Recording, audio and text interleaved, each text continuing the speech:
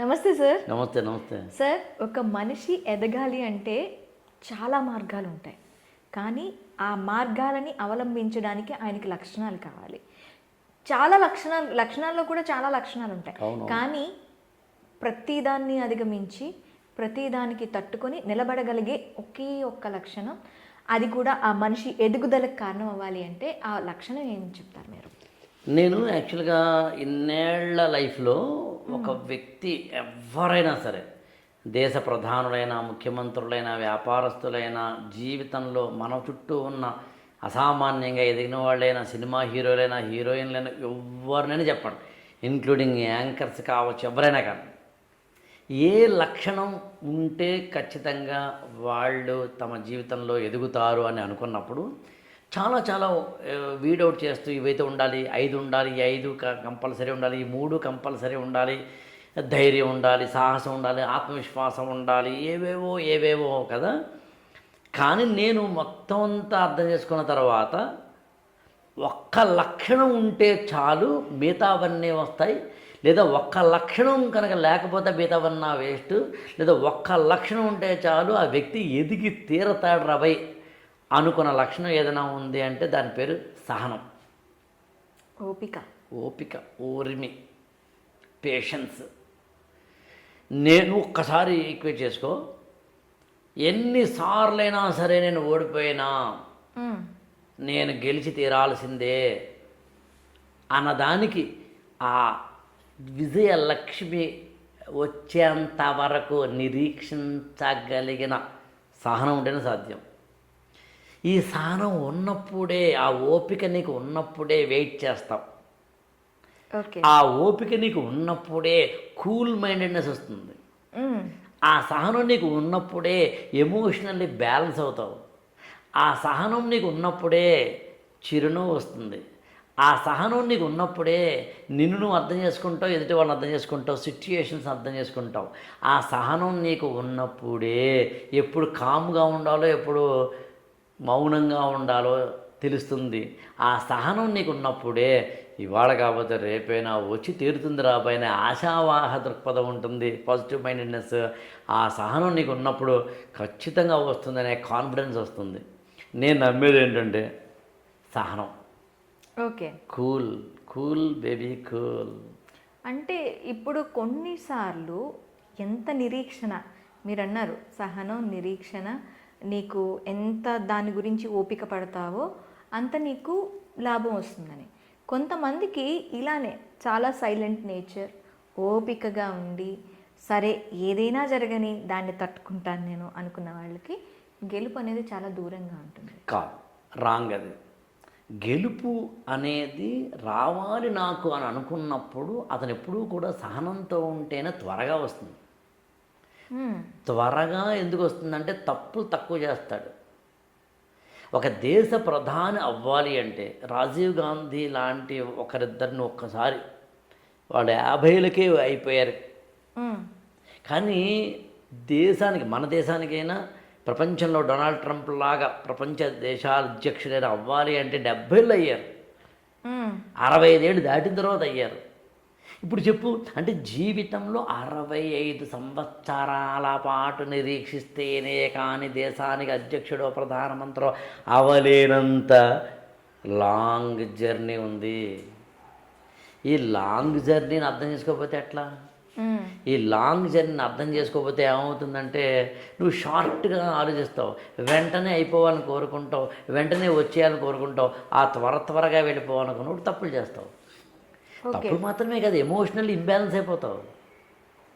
అందుకనే నేనేదేమంటానంటే సహనం. నీకు బెస్ట్ ఎగ్జాంపుల్ చెప్తా. అసలు మనందరం నీకు తెలిసిన లేదు, సహనంతో పుట్టాం. పుట్టుకతో మనకున్న లక్షణం ఒకటి ఉంది, చెప్పు అంటే సహనం. కావాలంటే చూడు, 9 నెలలు నిరీక్షణ. 9 నెలల పాటు ఒక అమ్మాయి అంటే ఒక స్త్రీ వెయిట్ చేసింది. ఈ భుజం మీద ఒక 3 కేజీల బరువు నీ మీద పెట్టాను నేను. మొయ్యాలి. ఒక 2 గంటలు 3 గంటల తర్వాత మొయ్యలేకపోతే నువ్వేం చేస్తావు అంటే, సార్ పక్కన పెడతాను సార్. You can. కడుపులో ఉన్న బిడ్డని యూ కాంట్. బిడ్డని పక్కన పెడతాను సార్, పక్కన పెట్టి నేను ఆడుకుంటాను సార్, కుదరదు కదా. అవును. అందుకని తల్లి గర్భంలోను ఉన్నప్పుడు అమ్మ చూపింది ఏమిటయ్యా అంటే సహనమే. ఆ బిడ్డ బయటికి వస్తున్నప్పుడు హ్మ్. పురిటి నొప్పులు బాగా పడ్డప్పుడు ప్రాణం ఇంక పోతోందేమో అన్నంతలా ఉన్నప్పుడు కూడా యెస్. ఆమె పొందింది సహనమే. అందుకని విజయం ముందేమో ఇక్కట్లుంటాయి, ఉదయం ముందేమో చీకట్లు ఉంటాయి అని అనుకున్నప్పుడు నువ్వు సహనంతో ముందుకెళ్తావు. ఓకే. అందుకు నేనేమని నమ్ముతానంటే దేనికైనా కానీ వెయిట్ అండ్ సీ. నేను నా జీవితంలో నా గుణపాఠం ఏదంటాను యాక్చువల్గా. హ్మ్. నేను ఒక 20 ఏళ్ళ కిందట చాలా తొందరగా ఉండేవాడిని అసలు. చాలా ఎమోషనల్లీ ఇంబ్యాలెన్స్గా ఉండేవాడిని. హ్మ్. నేను ఏదైనా సాధించాను నా జీవితంలో అని అంటే ఇది ఒకటే, కాస్త సహనం వచ్చింది. కూల్గా కంపోజ్డ్గా ఆలోచించడం వచ్చింది. కంగారు లేకుండా విషయాలను అర్థం చేసుకోవడం వచ్చింది. అందు నేను ఏమంటానంటే సహనంతో ఉన్నవాళ్ళు. ఇప్పుడు ఎన్ని ఉదాహరణలు చెప్పచ్చు. Okay sir. సహనాన్ని ఎలా అలవర్చుకోవాలి? భలే అడిగావు మాధురి. నేనేమంటానంటే సహనాన్ని అలవర్చుకోవడానికి ఉన్న వెరీ బేసిక్ చెప్పేస్తాను నీకు. నవ్వు, చిరునవ్వు. ఓకే. ఒకసారి చూడు, ఇవాళ ఈ క్షణం నుంచి నువ్వు హ్మ్. దేనికైనా నవ్వడం మొదలుపెట్టు. నవ్వడం అంటే చిరునవ్వు, చిన్న చిరునవ్వు. చిరునవ్వులో కూడా మళ్ళీ ఇంకా బుద్ధిది అనమాట, మైక్రోలో మైక్రో. మరి అలా కాదు, అలా కాదు, ఏదైనా చెప్పు. ఈ క్షణం నుంచి ఎవరో ఏదో అన్నారు, కామెంట్ చేశారు, దాన్ని సంస్కృతంలో చిద్విలాసము అంటారు. చిత్ విలాసం చాలా పెద్ద పదం యాక్చువల్గా, చాలా మంచి పదం అది. దేవుళ్ళ ఫోటోలు ఎప్పుడైనా చూసావా నువ్వు? చిద్విలాసంగా ఉంటాయి. ఎక్కువగా మనకి పాటలు పాడేటప్పుడు కూడా ఆ. ఆ మందహాసము, చిద్విలాసము అనే మాటలే వాడతారు. అవును. చిన్నపిల్లలు ఎప్పుడు చూసావా? చిద్విలాసంతో ఉంటారు వాళ్ళు. 6 నెలల బేబీ, 10 months బేబీ ఎప్పుడైనా చూడు, వాళ్ళు పక్కపక్క నవ్వరు, బుజ్జిగా నవ్వుతారు. చిద్విలాసం. అది ఫేస్ని పెట్టుకో. కామెంట్ చేశారు, నువ్వేమి సాధించలేవు మాధురి, నువ్వు చాలా గొప్పదాని, పోగిడినా, తిట్టినా, ఓడిపోయినా, గెలిచినా, ఇప్పుడు చూడు జీవితంలో ఏది వచ్చినా నవ్వితే చాలబ్బా. నువ్వు నవ్వడం నవ్వడం అనే పదం కూడా వాడిన, దాని చిద్విలాసం, చిన్న చిరునవ్వు ఫేస్ని పెట్టుకుంటే నాకు తెలిసి అసహనం పోతుంది. కొంతమంది చిరుబుర్లు ఆడుతుంటారు, ఎప్పుడు గమనించావు నువ్వు? ప్రతిదానికి చికాకే. ఇప్పుడు ఈ కెమెరా ఇలా పెట్టాలంటే ఇలా పెడతాను సార్, ఎందుకంత? ఓటీపీ చెప్పండి సార్, ఓటీపీ అంత కోపంగా ఎందుకే? ఆర్డర్ ప్లీజ్ హోటల్లో అంతెందుకు? 3 ఇడ్లీలు ఎందుకంత? 3 ఇడ్లీలు అనలేవా? చిన్నవా చెప్పలేవా? ఈ చిన్నగా చెప్పే ఒకనొక లక్షణం అలవరుచుకుంటే చాలు. అందుకు నేనేమంటానంటే సహనం రావాలంటే ఏమొద్దు, నవ్వు. ఆటోమేటిక్గా అన్నీ వచ్చేస్తాయి. కావాలంటే చూడు, చిన్న చిరునవ్వు పెట్టుకో. మీ వారితో ఏదో గొడవ వచ్చింది అంటే మీకు వచ్చిందని కాదు, నవ్వు. పాప మాట వింటలేదు, నవ్వు. అంటే ఐ రిపీట్ ఇట్, ప్రతిదానికి అదే సమాధానం అంటలేదు, కానీ సహనంతో మాత్రం ప్రతిదీ సాధించుకోవచ్చు అని చెప్పడం నా ఉద్దేశం. ఓకే. అది నా ఉద్దేశం. దీని వెనకాల అంతరార్థం అర్థం చేసుకోవాలి. అందు నేను నమ్మేదైతే ఓర్మి, ఓపిక, పదాలు ఏం వాడినా సహనంతో ఉండి స్మైలింగ్తో ఉంటే నాకు తెలిసి లైఫ్ చాలా బాగుంటుంది, తొందరగా రిజల్ట్స్ వస్తాయి. Okay sir, thank you. Thank you sir. మనం ఒక గ్రూప్ ఆఫ్ పీపుల్తో కూర్చున్నాం అనుకోండి, ఆ గ్రూప్లో ఒకళ్ళిద్దరు ఉంటారు. వాళ్ళు ఏం మాట్లాడుతున్నారో ఆ సందర్భానికి తగ్గట్టు మాట్లాడుతున్నారా, లేకపోతే ఆ సందర్భంకి అసలు సంబంధం లేకుండా ఏం చేస్తున్నామని లేకుండా నోటికొచ్చింది మాట్లాడుతూ ఉంటారు. మిగతా వాళ్ళంతా ఒక సైలెంట్గా చూస్తూ ఉంటారు. వాళ్ళకి ఎందుకంటే అక్కడ సందర్భం లేదు. అది కాకుండా కొంతమంది ఉంటారు అందులో, ఎలా అంటే ఏది పడితే అది మాట్లాడుతూ ఉంటారు. దీన్ని 2 విధాలుగా మనం అనుకోవచ్చు. సందర్భోచితంగా మాట్లాడటం, ఏది పడితే అది మాట్లాడటం. ఈ రెండింటిని అలవర్చుకోవడం ఎలా, అసలు వాళ్ళని వాళ్ళు గుర్తించుకోవటం ఎలా? అంటే మామూలుగా ఏంటంటే మనందరము కూడా వద్దన్న ఉదయం నుంచి రాత్రి వరకు ఒక్కసారైనా కానీ లూజ్ టంగ్ ఉంటుంది. ఒక్కసారైనా అమ్మ దగ్గరో, అన్నయ్య దగ్గరో, భర్త దగ్గరో, భార్య దగ్గరో, పిల్లల దగ్గర. సో లూజ్ టంగ్ అంటే ఏంటి అన్నప్పుడు మనము మాట్లాడకూడనిది మాట్లాడటం. ఓకే, అది ఏదైనా కావచ్చు. సందర్భోచితంగా కాకుండా దాన్ని కొంచెం మామూలు మా ఏరియాలో నోడుదు అంటారు కాబట్టి మాట్లాడటం. ఓకే, ఇది ఉదయం నుంచి రాత్రి వరకు మనం చేయకుండా ఉంటామంటే మాత్రం నేను నమ్మను. ఎక్కడో దగ్గర ఉంటా.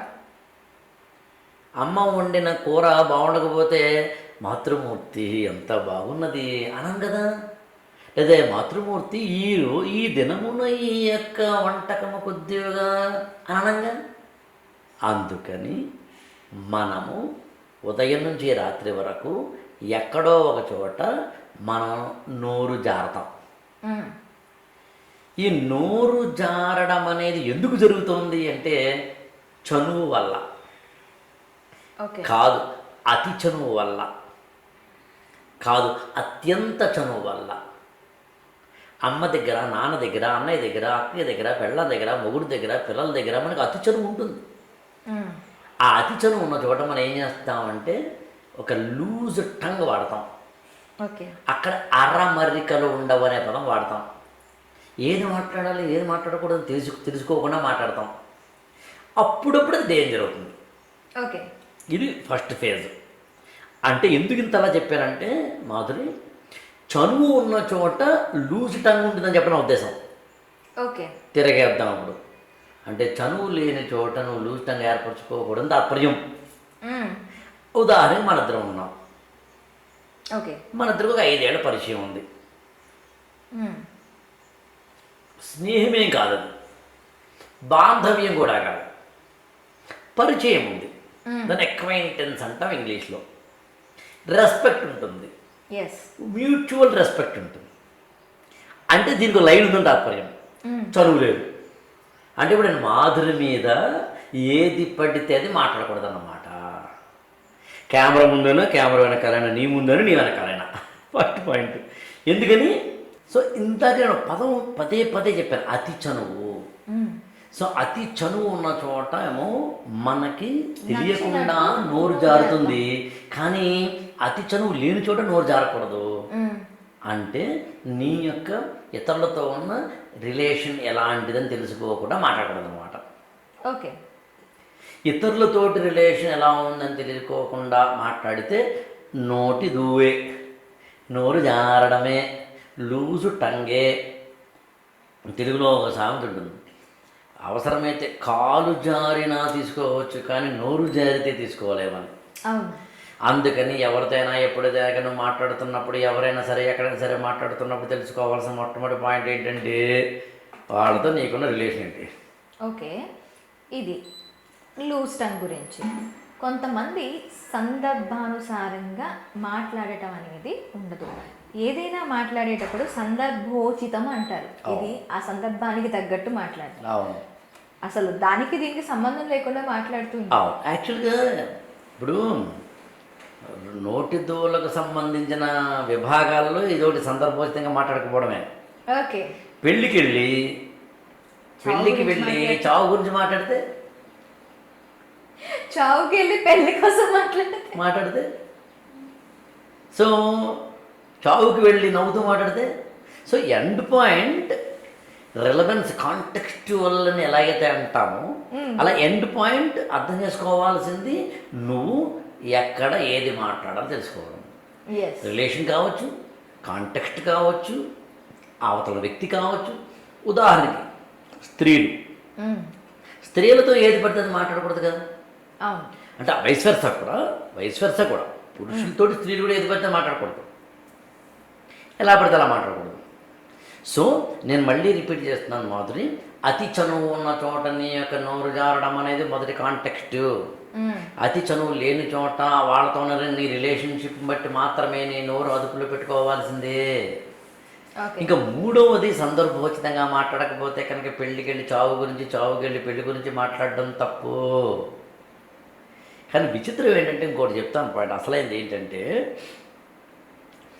మనము నేను నీతో మాట్లాడుతున్నప్పుడేమో నోరు జారకూడదని ఎంత నిజమో, అసలు ఎక్కడా నోరు జారకుండా ఉండడము, ఎవరి మీద నోరు జారకుండా ఉండడం కూడా అంతే నిజం.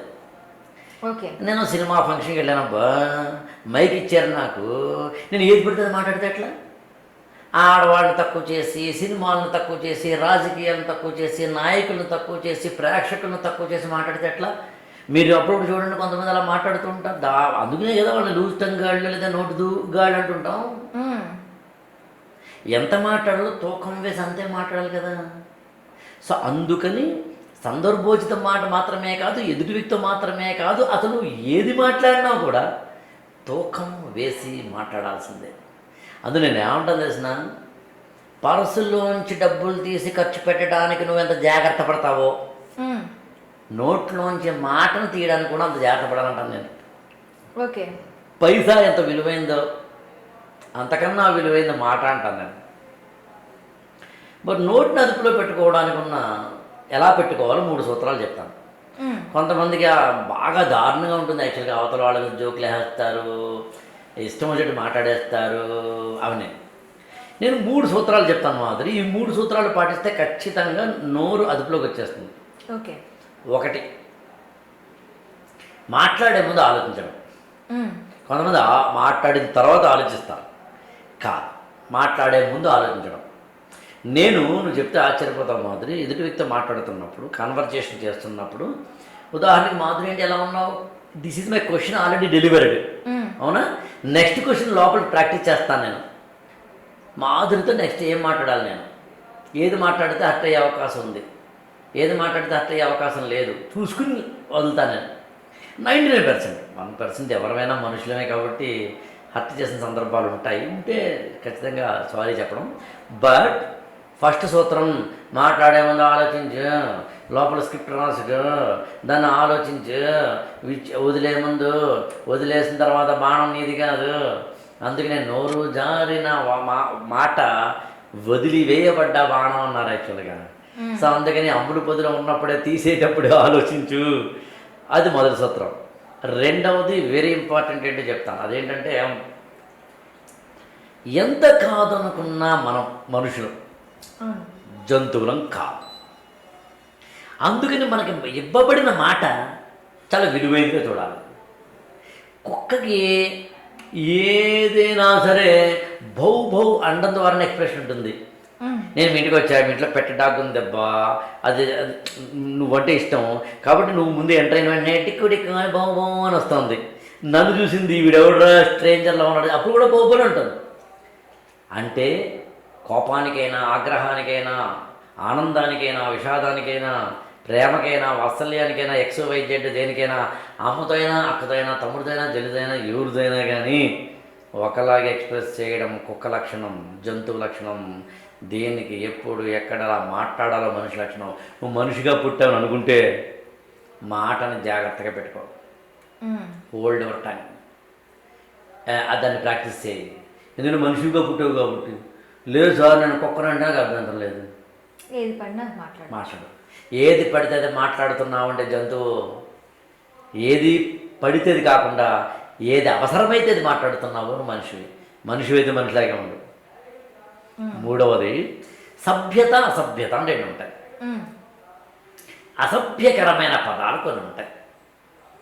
కొంచెం అంటే అసభ్యకరమైన పదాలు కాబట్టి నేను వాటిని కూడా ఉచ్చరించలేను ఇక్కడ. అంతే కదా, మరి అసభ్యం అంటేనే ఉచ్చరించలేను. మరి మా కోడలు నీళ్ళు వస్తుందండి అంటే అత్తగారు, కడుపు వచ్చింది అనొచ్చుగా, ఎందుకంటలేదు? కడుపు వచ్చింది అనేది సంస్కారవంతమైన భాష కాదు, సభ్యమైన భాష కాదు. అందులో నీళ్ళు వసుకుంది అనే పదం వాడారు. ఇప్పుడు ఇలా చాలా ఉంటాయి యాక్చువల్గా. మనం ఆ పదాలు చెప్తూ వెళ్తే నాకు ఇక్కడ ఇష్టం లేదో చెప్పట్లేదు, కానీ అంటే మన జీవితంలో అసభ్యంగా అనిపించే సంస్కారహీనంగా అనిపించే కొన్ని ఉంటాయబ్బా. మ్మ్. అది ఏమిటి అంటే ఓటింగ్ చేస్తే అర్థమవుతుంది. ఆఫీస్లో నువ్వు కూర్చొని మాట మాట్లాడిన తర్వాత గూగుల్ ఫామ్ ఇచ్చి ఓటింగ్ తీసుకో. అందరూ ఎస్ యు ఆర్ రైట్ అంటుంటే కానీ చేసేది ఏం లేదు. లేదా రాంగ్ అన్నారంటే మాత్రం you are wrong, that's all. అసభ్యకరమైన పదాలు కొన్ని ఉంటాయి. కుళ్ళు జోకులు అని వాటిని తెలుగులో అంటాం. వరస్ట్ జోక్స్ అని అంటాం. అవి ఏమిటన్నది ఇక ప్రేక్షకులు విడిచిపెడుతున్నాను నేను. అవి వేయకూడదు, మాట్లాడకూడదు, పెళ్ళంతో కూడా మాట్లాడకూడదు, మొగుడితో కూడా మాట్లాడకూడదు, అమ్మతో కూడా మాట్లాడకూడదు, అతి చదువు ఉన్న చోట కూడా మాట్లాడకూడదు. ఎందుకంటే అది సంస్కారహీనమైన భాష కాబట్టి. ఓకే. అయినా మాట్లాడతానంటే సెకండ్ కేటగిరీ జంతువు అయితే మాట్లాడతాడు, దాన్నే ఉంది. ఏది పడితే ఎలా పడితే మాట్లాడతాను. నేను దాన్ని ఇంకోలా చెప్తాను. యాక్చువల్గా బట్టలు వేసుకుంటే వేసుకోమా, జంతువులు వేసుకుంటాయా? లేదు. నా ఇష్టం మాట్లాడతానంటే బుద్ధి లేదా? అసలు ఇలా నీకు బుద్ధి లేదన్న పదం కూడా వాడకూడదు. నేను నిజానికి నేను బుద్ధి లేదన్న పదం కూడా వాడకూడదు ఇక్కడ. కానీ ధర్మాగ్రహాన్ని చెప్పేటప్పుడు వాడాను నేను. అంటే ధర్మాగ్రహాన్ని చెప్పేటప్పుడు వాడినప్పుడు ఆ పదానికి ఉన్న అర్థం వేరవుతుంది అన్నమాట. చిన్నపిల్లల దగ్గరికి వెళ్ళినప్పుడు మనం బుద్ధి లేదాము, బుద్ధి అసలు లేదాము, అక్కడ ఎక్స్ప్రెషన్ వేరవుతుంది. ఆ ఎక్స్ప్రెషన్స్ ఎప్పుడు ఎక్కడ ఎలా జరుగుతుందో తెలుసుకోవడం. అందుకని సంస్కారవంతమైన భాష, అర్థవంతమైన పదం. ఏది నేను చెబితే అక్కడ అది ఎక్స్ప్రెషన్కి వీలవుతుందో ఆ పదం. అంటే నేను చెప్పాల్సిన అదే చెప్పవచ్చాను. అంటే ఎంత సంస్కారహీనమైన భాష చెప్పడానికి కూడా ఆ పదాన్ని ఇక్కడ నేను చెప్పలేకపోతున్నానంటే ఊహించు. బుద్ధి లేదనే పదం చెప్పడం కూడా నిజానికి సంస్కారహీనమైనదని చెబుతూ చెప్తున్నానంటే ఊహించు. యాక్చువల్గా ఇప్పుడు చెప్పు, పదజాలం దగ్గర ఎంత జాగ్రత్తగా ఉండాలి. అందుకని బట్టలు వేసుకుంటున్నప్పుడు, పచ్చి మాంసం తినటం లేదన్నప్పుడు, కింద పడిపోయిన పండుని నోట్లో పెట్టుకోవట్లేదు అన్నప్పుడు, బురదలో దొరలట్లేదు అన్నప్పుడు, నువ్వు మనిషి అయినప్పుడు భాష కూడా మనిషితనంతో ఉండాలి. అందుకని నేను ఒకటే మాట ఏం చెప్తానంటే, లూజ్ అని కుదరదు. సార్, చాలామంది మాటలాడే విధానంలో సర్లే ఓకే మా మాట ఒప్పుకోతూ ఉంటారు. లేదు అంటే ముక్కుసూటిగా ఏం చెప్పాలో అది కన్వే చేస్తారు. నిర్మోహమాటంగా ఉంటారు. అండ్ చేయాల్సినది తనకి ఒక అవగాహనతో అది చేస్తా అంటే ఎస్, లేదు అంటే నో అని చెప్తూ ముందుకెళ్తూ ఉంటారు. అసలు ఈ మాట్లాడే పద్ధతుల్ని మనం ఎలా అలవర్చుకోవాలి, ఎక్కడ ఎలా మాట్లాడాలి? ఇప్పుడు మామూలుగా ఓపెన్గా మాట్లాడటం, ఫ్రాంక్గా మాట్లాడటం, నిర్మోహమాటంగా మాట్లాడటం, లేదా ముఖం మీద గుద్దినట్టు మాట్లాడటం, ఇన్ని రకాలుగా ఉంటాయి. మాటలు అనేక రకాలు. ఎండ్ పాయింట్ ఏంటి అన్నప్పుడు అసలు ఎందుకు మాట్లాడతాం మనం అంటే ఒక పర్పస్ ఉంటుంది దానికి. Expression of our feelings. నేను మా అమ్మాయితో మాట్లాడుతున్నప్పుడు ఇలా ఉండమ్మా అని ఒకసారి చెప్పాను అనుకున్నప్పుడు అప్పుడు ఎలా చెప్పాను, అలా 2 సార్లు చెప్పినా కూడా చేయకపోతే ఎలా చెప్పాను, అలా 5 సార్లు చెప్పినా కూడా చేయకపోతే ఎలా చెప్పాను అనేవి గ్రేడింగ్స్. అది ప్రతి చోట. సో ఎండ్ పాయింట్ ఏంటి అంటే నువ్వు ఇందాక అడిగినట్టుగా ఒక్కొక్క చోట ఒక్కొక్క విధంగా మనం మాట్లాడాలి. అయితే నేను ఈ కాంటెక్స్ట్లో తీసుకుంటుంది ఏంటంటే, నేను ఓపెన్గా మాట్లాడతానండి, ఫ్రాంక్గా మాట్లాడతానండి అని కొందరు అంటారు. ఫ్రాంక్గా మాట్లాడటం వేరు, మొహం మీద గుద్దినట్టు మాట్లాడటం వేరు, ఎదుటి వ్యక్తి హర్ట్ అయ్యేలా మాట్లాడటం వేరు. ఫ్రాంక్గా మాట్లాడటం అంటే అర్థం నీ ఒపీనియన్ని చెప్పేయడం కాదు. ఓకే.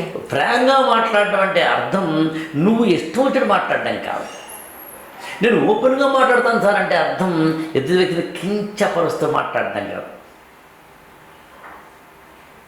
అప్పుడు నువ్వు ఒక్కసారి ఆలోచించు, నా మాట ఎదుటి వ్యక్తికి హర్ట్ కాకూడదు. ఇది అల్టిమేట్ ఎయిమ్ అవ్వాలి. ఈ అల్టిమేట్ ఎయిమ్ అవ్వాలి అంటే నీ మాట ఇంజక్షన్లో అప్పుడు చెప్పాల్సి వస్తుంది.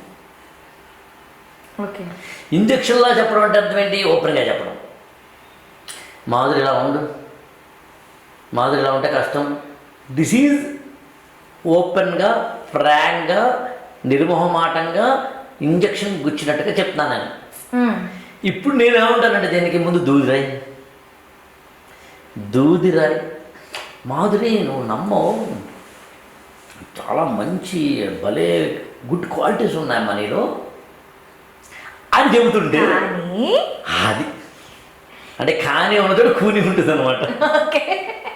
నేను రియల్లీ చెప్తున్నాను మాధురి, ఈ కాంటెక్స్ట్ ప్రతిసారి నాకు డాక్టర్ బి పట్టాభిరామ గుర్తొస్తారు.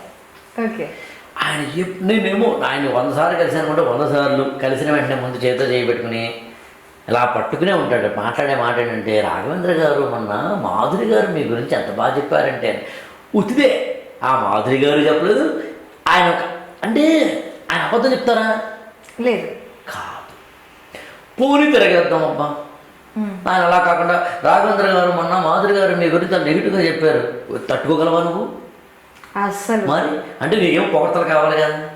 అందుకని ఈ ప్రపంచంలో దూది రాసి తీరాల్సిందే, బిస్కెట్లు వేయాల్సిందే, అందుకని నేర్పుతో మాట్లాడాలి అంటే. ఎగ్జాక్ట్లీ. ఎస్, అందుకని ఎదురు వ్యక్తి హర్ట్ కాకుండా మాట్లాడాల్సిందే. దానికి 2 కారణాలు ఉన్నాయి. ఒకటి, ఎదుటి వ్యక్తిని హర్ట్ చేసే రైట్ నీకు లేకపోవడం.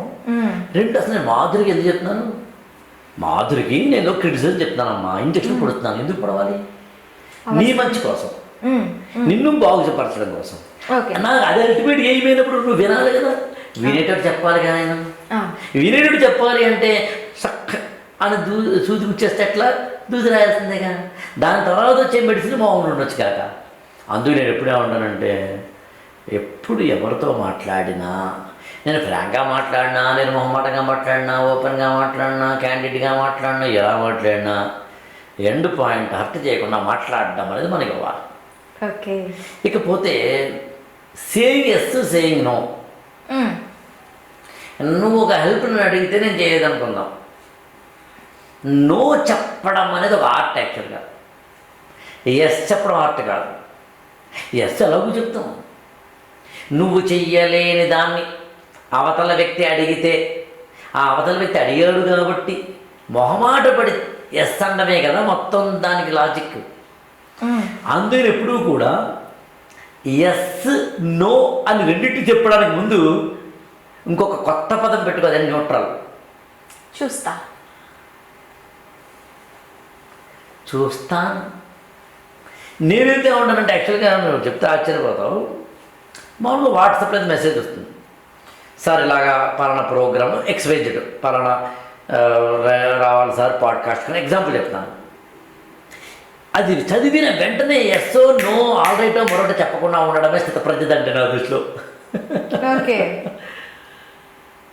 మీటికి వచ్చాను, భోజనం పెట్టావు, బాగుందా సార్ అన్న వెంటనే ఎస్ఓ నో ఆల్ రైటో చెప్పకుండా ఉండడమే స్థితప్రజ్ఞత అంటే. ఓకే.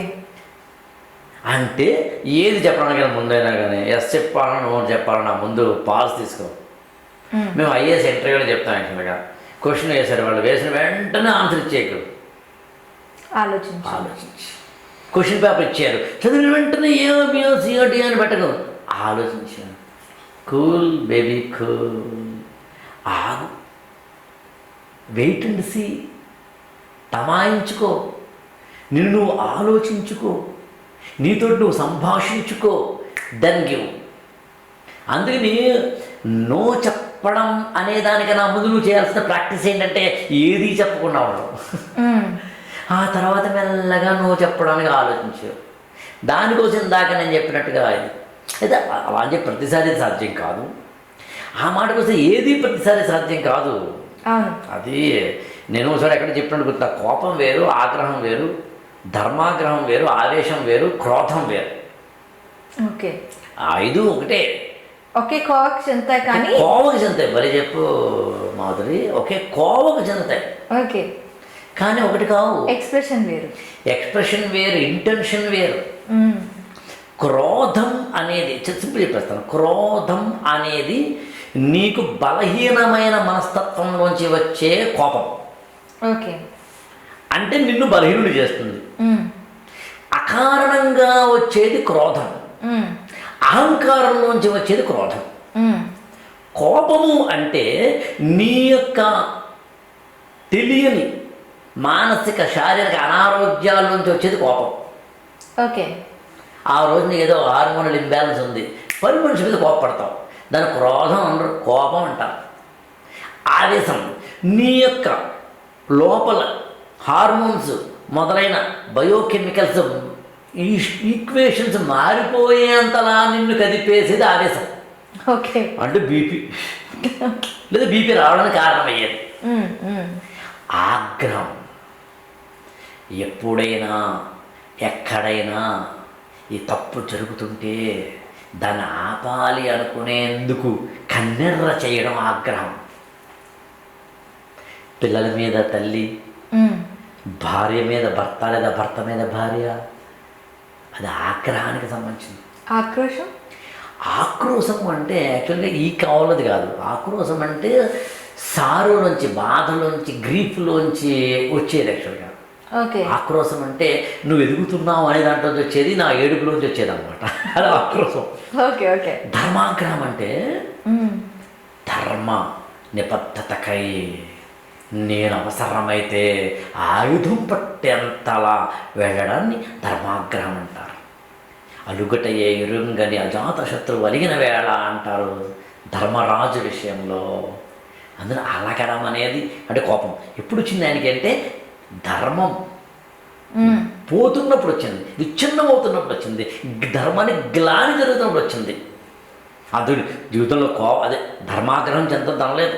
నేను అప్పుడప్పుడు నిజంగానే నాకు యాక్చువల్గా ఒకప్పుడు బాగా, ఇప్పుడు ఈ స్టేజ్ అన్ని చూస్తే కనుక ఒకప్పుడు నేను క్రోధంలో ఉండేవాడిని, కోపంలో ఉండేవాడిని, ఆవేశంలో ఉండేవాడిని, కొంతవరకు ఆగ్రహం ఉండేవాడిని. ఇప్పుడు ఈ నాలుగిటిని అయితే మాత్రం నేను ఖచ్చితంగా వాటిని వాటిని పాతాళంలోకి తొక్కేయగలిగాను. ఒకటి మిగిలింది ధర్మాగ్రహం. అది ఉండాలంటాను నేను, అది ఉండాలి. ఎందుకు, రీజన్ ఏంటి అన్నప్పుడు చాలా సింపుల్గా చెప్తాను.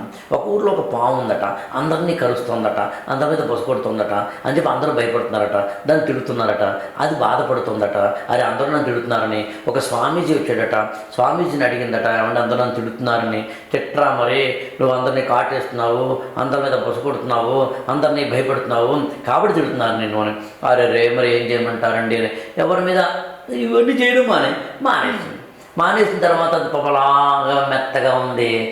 వెళ్ళేవాడు వీళ్ళేవాడు, అంతమంది పావునన్ను కరిచేది ఇప్పుడు కరవట్లేదు, అంతమంది పావునన్ను బొసుకొట్టేది అంతమంది పావున మీద టిక్కుటికు ఇప్పుడు లేదు, అది బలహీనరాలు, అది వేస్ట్, ఒకటి రాయేసాడు, ఒకడేమో మట్టేసాడు, ఒకడేమో గడ్డేసాడు, ఒకటి మొత్తం మీద దాన్ని అంతటినీ కలిపి చిద్దరు చేశారు.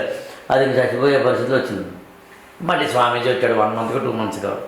చూస్తే ఏంటమ్మా లాస్ట్ టైం ఏమో మంచి మామూలుగా లేవు, అసలు గెలిచిన ఎమ్మెల్యేలా ఉన్నావు, ఇప్పుడు డిపాజిట్ కోల్పోయిన వాడు, ఏంది ఇది, బాధపడుతున్నావు ఏంటి, ఎంత అయిపోయావు ఏంటి, ఒళ్ళంతా రక్తం ఏంటి అంటే, మీరే కదా స్వామి కరవద్దన్నారు, బొసకొట్టద్దన్నారు, ఇంకోటి చేయొద్దన్నారు, అందుకు నేను ఎవరిని భయపెట్టడం లేదు, అందుకని నేను అందరితోటి మంచిగా ఉండడం మొదలు పెడితే మరి అందరూ ఏమో మీరు ఆళ్ళేస్తారు అర్థం కావట్లేదు అంటే, అప్పుడు స్వామీజీ ఒక సూత్రం చెప్తానమ్మా, నేను కరవద్దన్నాను, బొసకొట్టద్దన్నాను, కానీ బొసల్ని నటించొద్దనలేదు.